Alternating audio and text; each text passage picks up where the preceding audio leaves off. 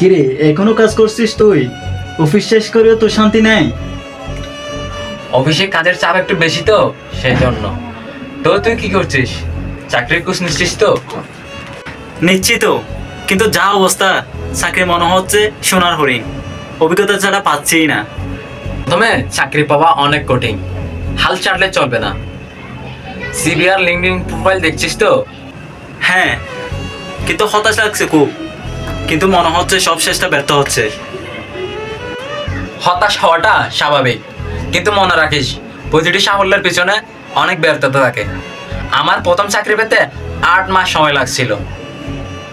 তুই নিজের skill develop কর, অনলাইনে কোর্স বা ইন্টার্নশিপ দেখ। তাই নাকি? আচ্ছা, আইটি সেক্টরে চেষ্টা করলে কেমন হবে?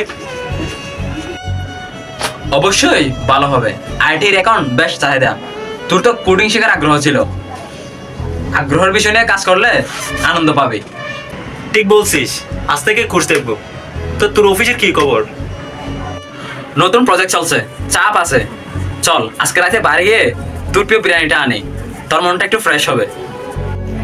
বাহ, দারুণ আইডিয়া! বিরিয়ানি হলে তো কথাই নাই। চল বাইরে।